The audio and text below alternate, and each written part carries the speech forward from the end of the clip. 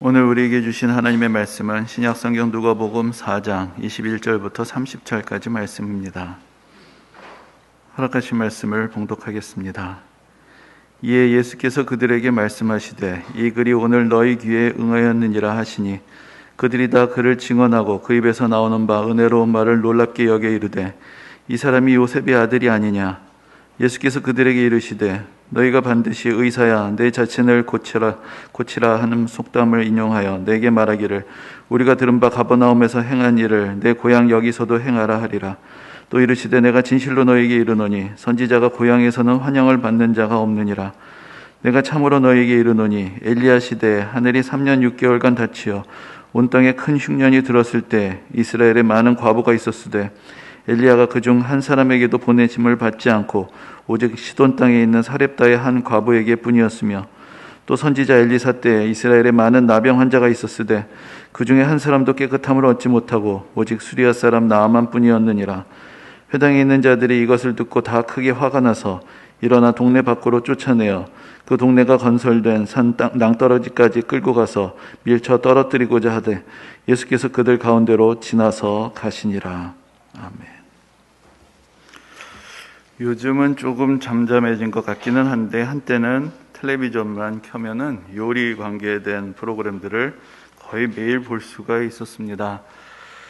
그것도 한때 유행이라고 할 수가 있었겠는데 소위 먹방이나 또 요리에 대한 관심이 많았을 때 유행했던 말들 중에 하나가 냉장고 파먹기 혹은 냉장고 털어먹기라는 말입니다. 무슨 이야기냐 아시는 분들 다 아시겠지만 장을 새로 보지 않고 냉장고 안에 있는 것만 가지고 식사 준비를 하고 요리를 만들어 보는 것을 말합니다. 갑자기 음식에 대한 말씀을 드리는 것은 명절이 다가와서라기보다는 새해를 맞이하면서 제 나름 세워보았던 그런 올해의 목표에 대한 이야기들을 한번 드려보고자 하기 때문입니다. 올해 몇 가지 개인적인 목표를 세워보았는데 그 중에 하나가 이 냉장고 털어먹기라는 말에서 영감을 받아서 책장 털어먹기를 해보는 것입니다. 그러니까 가급적 새로운 책을 사지 말고 이미 사놓았는데 읽지 않았던 책들을 한번 올해 최대한 읽어보려는 것이고 가능하면 그 내용을 가지고 뭔가 좀 생산적인 작업을 해보자 하고 그렇게 마음을 먹어보았습니다.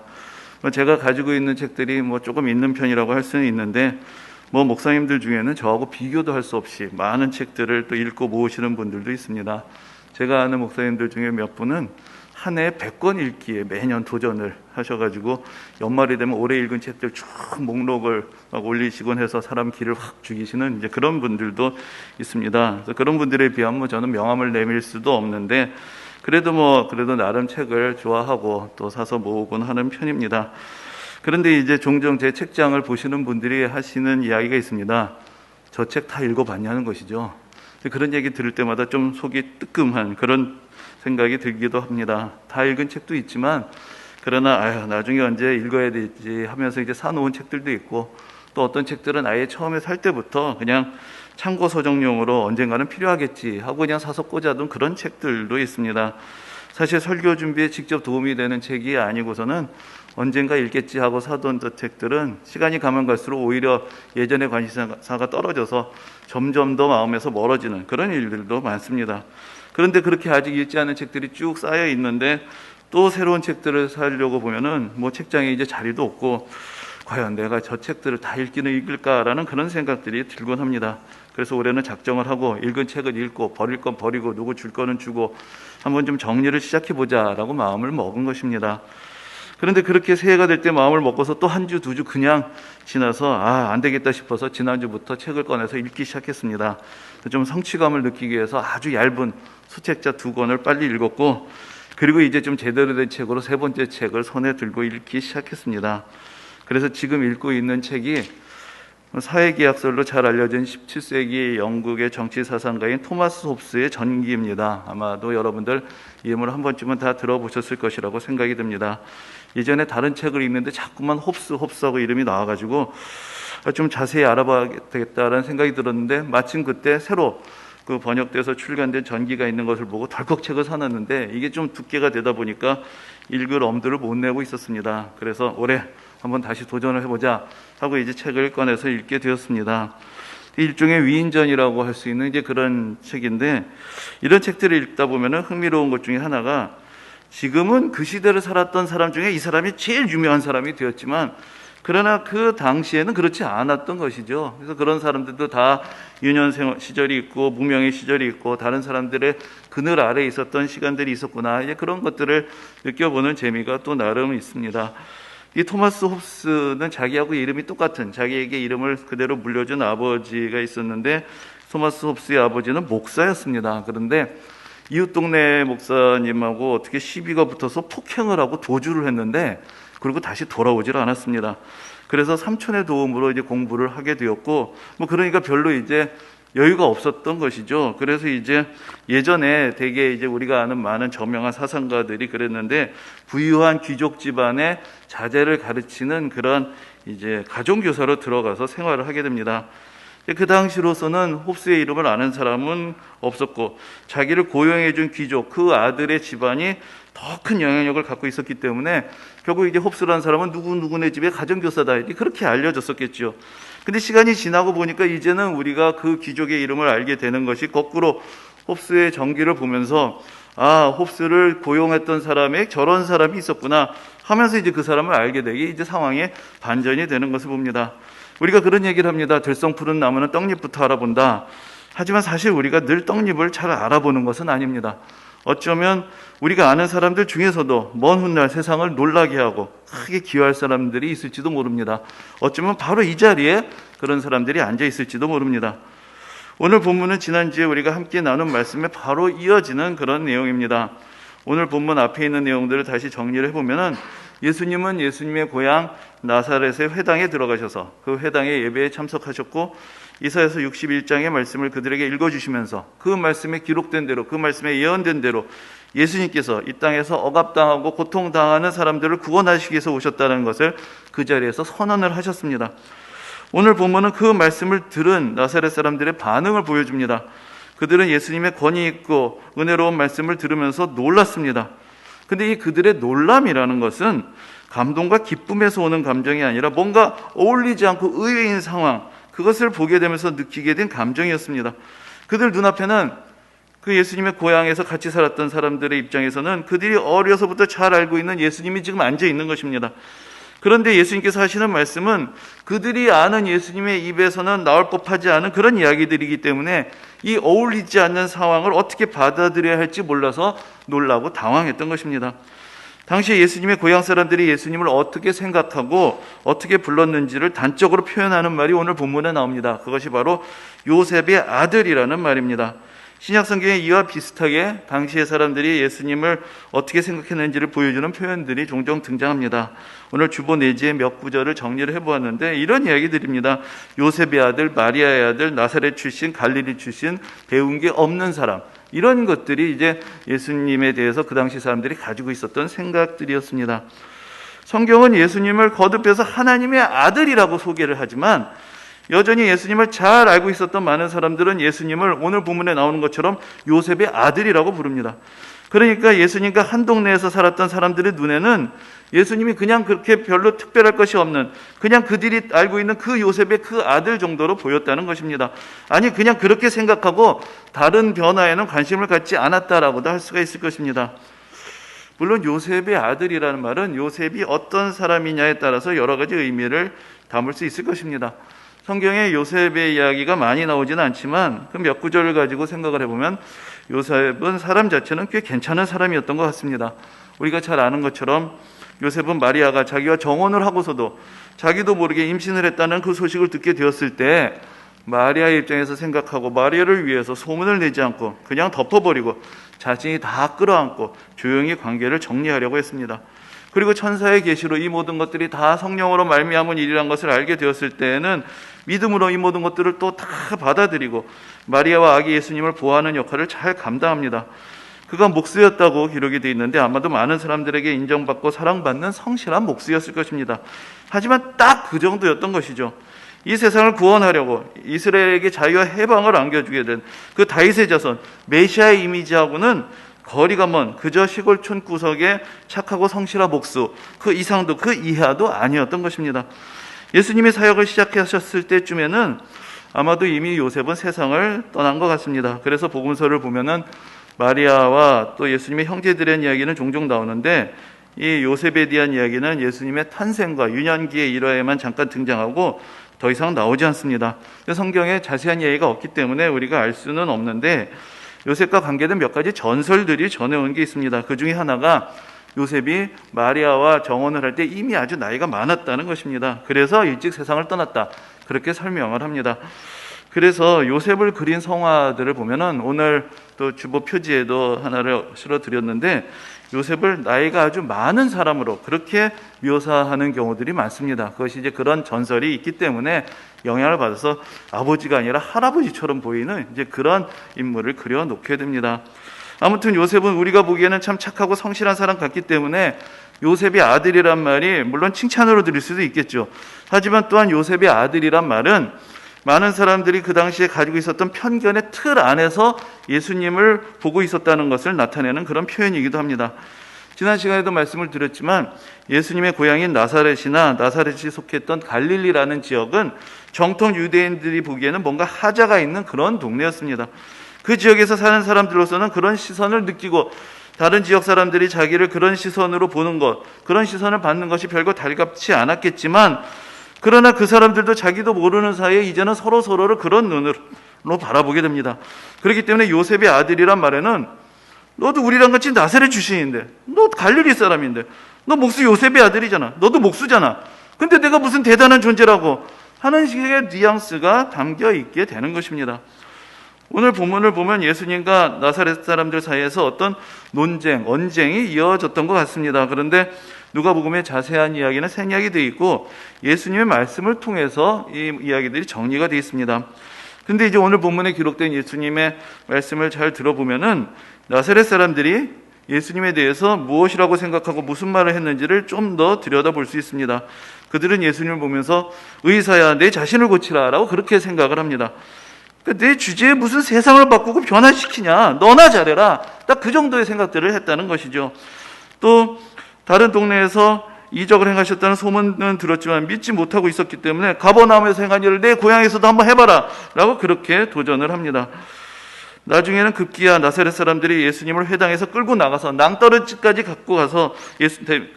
끌고 가서는 예수님을 밀쳐서 떨어뜨리려고 했다라는 그런 이야기까지 기록이 되어 있습니다. 그들이 가졌던 편견은 하나님의 아들이신 예수님의 본 모습 앞에서 그들을 격동시켰고 그들은 그들의 생각을 바꾸고 예수님을 영접하기보다는 그들의 편견, 선입견 안에서 예수님을 비난했고 예수님을 제거하려고까지 했던 것입니다. 이번 설 연휴는 보니까 토요일부터 수요일까지 제법 길게 됩니다. 또 코로나로 여러 가지 불편하고 제약도 있지만 그래도 또 많은 분들이 고향을 향해서 떠나게 된다고 합니다. 사람들이 먼 길을 마다하지 않고 차도 막히고 많은 시간이 걸려 고생할 것을 알면서도 또 이렇게 코로나로 엄중한 시국에도 또 고향을 찾아가는 것은 물론 그것이 마땅한 도리이기도 하겠지만 또한 반가움도 있고 그리움도 있고 또 옛 추억도 있기 때문일 것입니다. 나의 과거를 기억해 주는 사람들, 오랜만에 만나는 친척들, 또 친구들을 만나게 될 때 그런 관계에서만 느낄 수 있는 평안함, 또 끈끈함이 있습니다. 하지만 또한 그때 그 모습으로만 나를 보고 그때 그 모습으로만 서로를 보게 될 때 느끼게 되는 그런 불편함도 있습니다. 제가 어렸을 때 멋모르고 했던 일 중에 두고두고 후회가 되는 일 중에 일이 한 가지 있는데 그것이 무엇이냐면은 예전에 저도 기억이 잘 안 나는데 집에 손님들이 오셨을 때 어렸을 때 막 야 노래 한번 해봐라 뭐 이렇게들 하시지 않습니까? 그럼 제가 그런 거 거절하는 성격이 아니라서 노래를 불렀다고 하는데 뭘 불렀느냐, 의자 위로 올라가서 탁 마이크를 잡는 척을 하고 저 푸른 초원 위에 뭐 했다라는 그런 전설이 있습니다. 근데 저는 기억도 안 나는데 나중에 제 아버지 친구분들이 집에 오시면 야 그거 또 한번 해봐라 또 한번 해봐라 계속 그러시는 통에 그걸 요즘 일종의 흑역사라고 하죠. 그게 계속 남아서 내가 괜히 그때 그런 노래를 불러가지고 계속 시달린다 뭐 그런 생각을 했던 적이 있습니다. 물론 이런 이야기는 그냥 재미있는 추억거리가 되는 것이죠. 하지만 우리의 과거 또 우리의 과거 고착된 어떤 이미지라는 것이 때로는 그렇게 쉽게 벗어버릴 수 없는 다른 사람들에게 각인이 되어 있는 그런 경우, 그래서 우리에게 어떤 제약이 되는 그런 경우들도 있습니다. 우리가 고향이라고 생각할 때 이 고향이란 것은 우리 과거의 추억의 매개가 되고 이 복잡한 세상 속에서 안정과 위로를 줄 수 있는 그런 상징이 될 수 있습니다. 그런데 오늘 본문 속에서 고향의 이미지는 그렇게 긍정적이지만은 않습니다. 예수님은 이렇게 말씀하십니다. 선지자가 고향에서는 환영받는 자가 없느니라. 아무리 하나님의 선택을 받은 선지자라고 해도 그 사람을 너무나 잘 아는 사람들 앞에서는 하나님의 말씀을 선포하는 권위를 갖는 것이 쉽지 않다는 말씀입니다. 우리가 전도할 때에도 가장 어려운 것이 가족 전도라고 하죠. 내 일상의 모습을 다 아는 사람에게 예수 믿으라고 얘기하는 것이 가장 부담이 되고 뭔가 말이 아니라 행동으로 보여줘야 하는데 그것이 쉽지 않을 때 참 어려움과 난감함을 느낍니다. 그런데 오늘 본문을 보면 어떤 면에서 예수님에게도 고향 사람들이란 것은 쉬운 존재가 아니었습니다. 우리가 대개 사람들과 관계를 맺고 기억을 할 때 처음 관계를 맺었던 그 시점, 그때 관계 안에서 계속해서 그 사람을 기억하고 인식하게 되는 경우가 많습니다.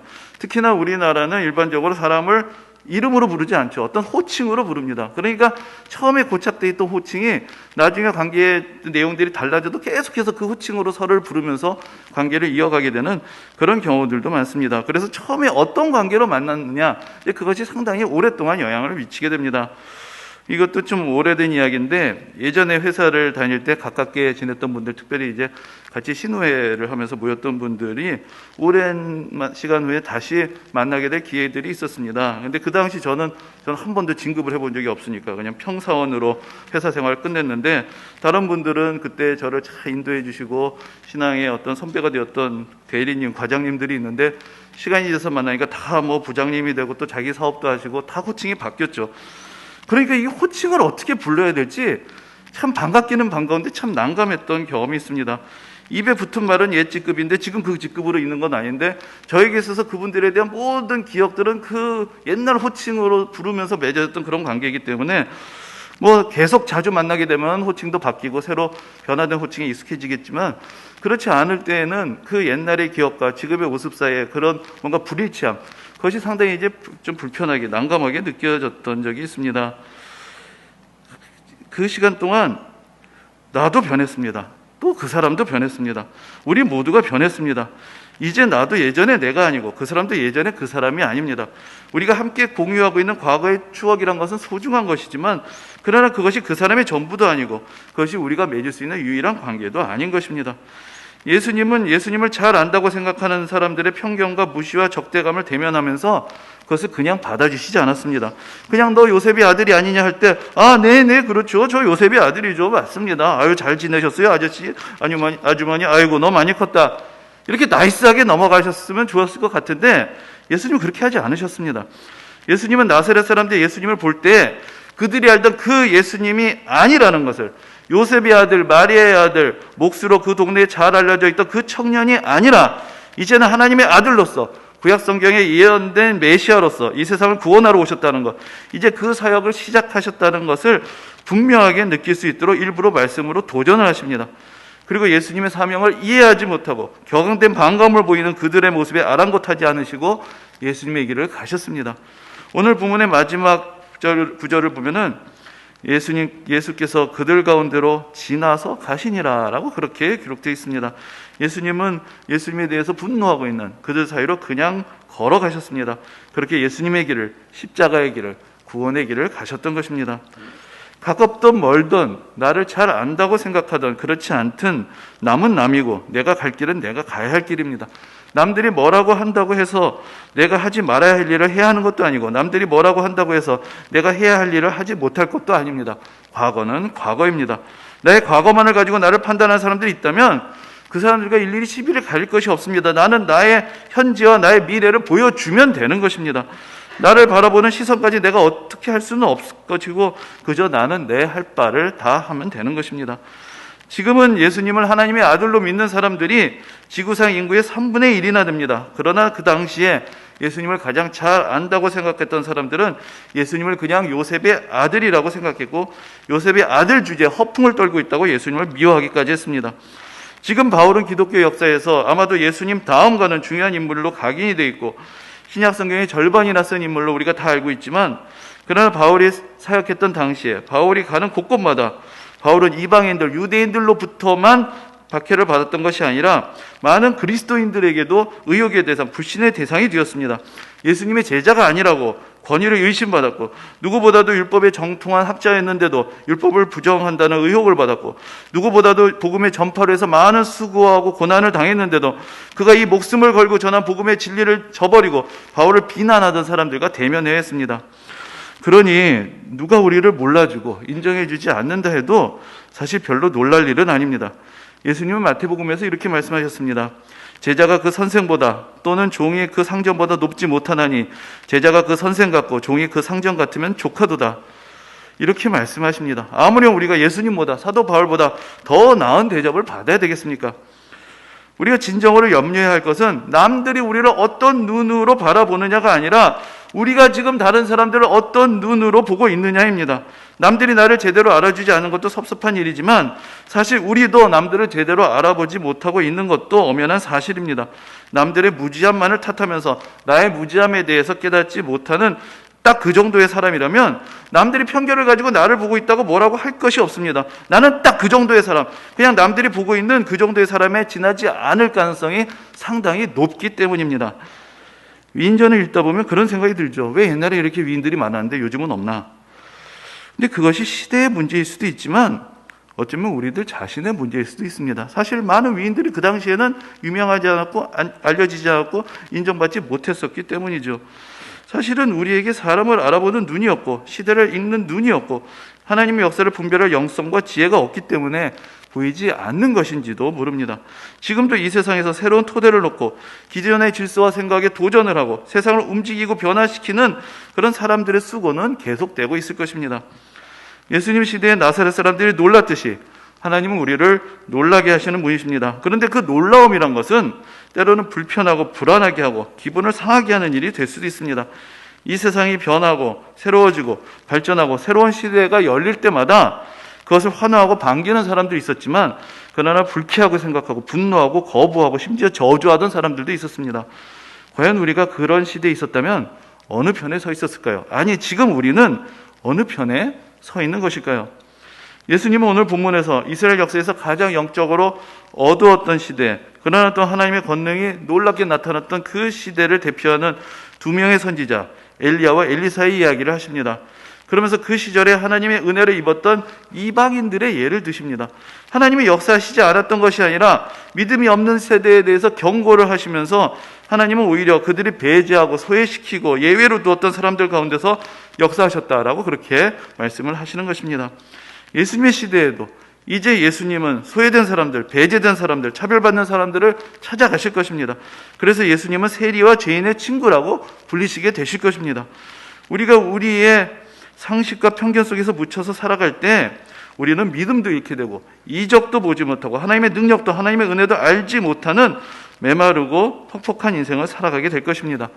하지만 지금 우리들의 시대에도 하나님의 은혜의 역사는 우리가 주목하는 것, 우리가 관심을 가지는 것, 우리의 이해관계가 걸려있는 곳에서가 아니라 우리에게는 낯선 것, 우리에게 소외된 것, 가려진 것, 버려진 것, 우리가 관심을 가지기를 꺼려하는 곳에서 지금도 이루어지고 있을 것입니다.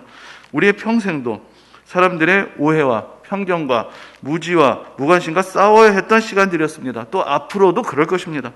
그 가운데서 오직 예수님이 가셨던 길을 생각하며 우리도 예수님을 따라서 사람들의 불편한 시선 가운데에서도 우리가 가야 할 길을 찾아가야 할 것입니다.